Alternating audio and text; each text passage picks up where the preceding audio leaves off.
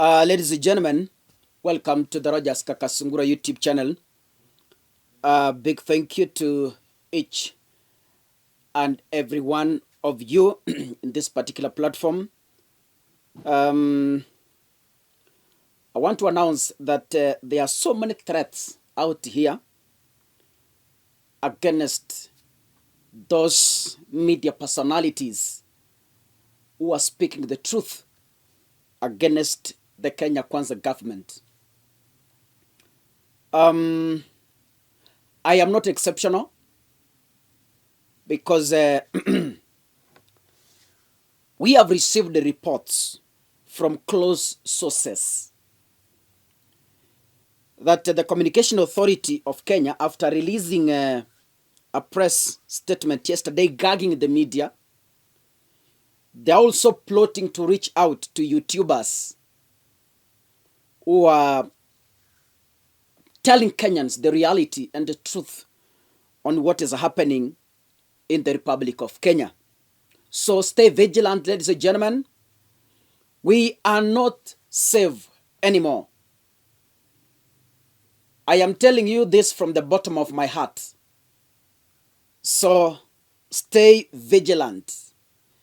Those of you who have my number, stay vigilant, because you never know. Anything can happen. I have received some information this morning, though unverified, from an anonymous source. I cannot take it as a joke. I take it seriously. They is uploaded by the government to attack command centers of YouTubers. But what they are supposed to know, and I want to tell them, YouTube is mobile. YouTube is mobile. You can run a YouTube channel from wherever you want, even from the roof, from the ground, from the borehole, from the forest. So their strategy cannot work. It can't work. So ladies and gentlemen, if you don't see me here just for a day, pigeni nduru. You know how I record my videos. So kuanzia saa 1 asubuhi mpaka saa 7, ukipata sijaweka video online, muanze kupiga nduru. It's that serious, and I'm not joking. It's that serious. It is that serious, guys. But anyway, not to dwell much into that. The Communication Authority of Kenya has now resorted to warning media houses against live coverage of the ongoing Gen Z demonstrations. And I want to read a letter that leaked to the public, dated 17th July 2024.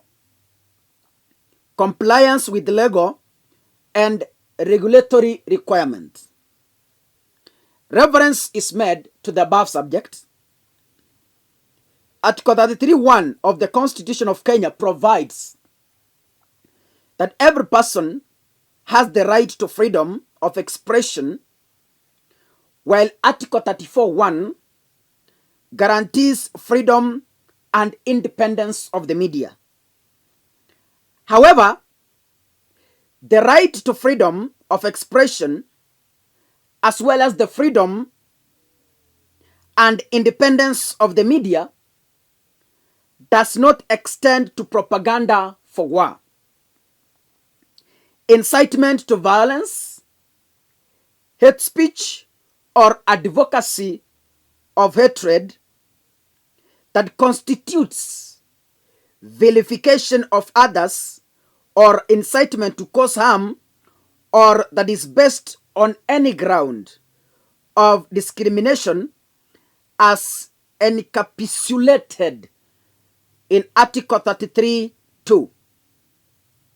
Section 461, 1A, C, D, and E of the Kenya Information and Communication Act 1998 requires all licensed broadcasters to provide responsible and responsive programming, observe standards of good taste and decency, gather and present news and information accurately and impartially, and make reasonable effort to present alternative points of view either in the same program or in other programs within the period of current interest when controversial or contentious issues of public interest are discussed.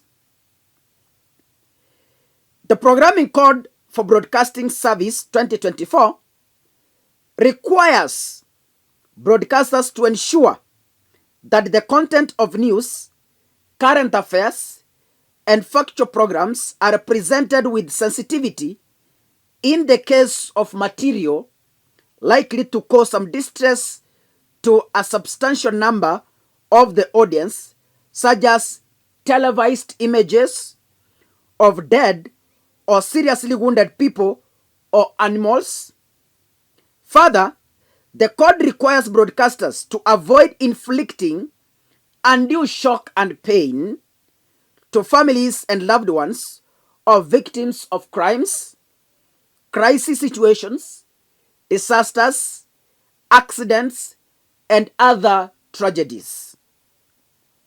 Recent protests and ensuing violence, loss of lives, and destruction of property have highlighted instances where licensed media entities have compromised objectivity and balance in reporting of crime, security operations, and or crisis situations.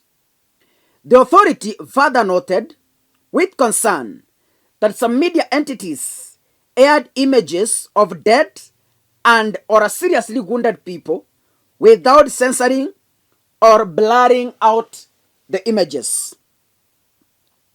The said conduct is in violation of Article 33(2) and 34(1) of the Constitution, the Kenya Information and Communication Act 1998, Programming Code for Broadcasting Services, as well as the Preservation of the Public Security Act 2012.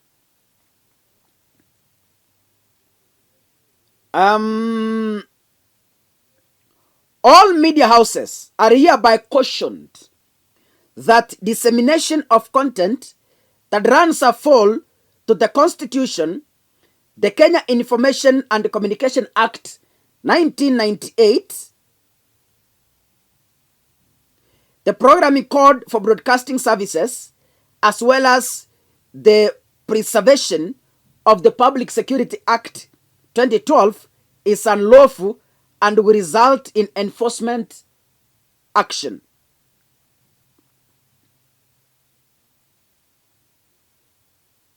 All media houses are obliged under Article 3(1) of the Constitution to respect, uphold, and defend the Constitution by refraining from perpetuating such violence which could potentially cause widespread civil unrest in the country.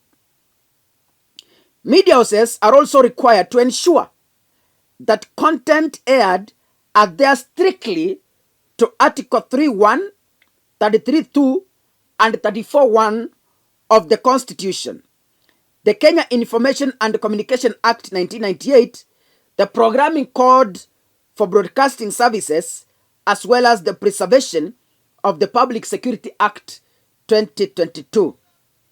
The authority looks forward to your continued cooperation.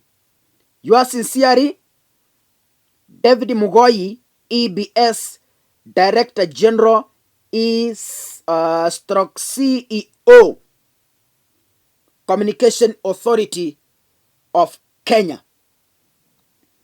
This is a letter that was released by the Communication Authority of Kenya and sent to all media houses across the Republic of Kenya. Ladies and gentlemen, we are here to stand for truth.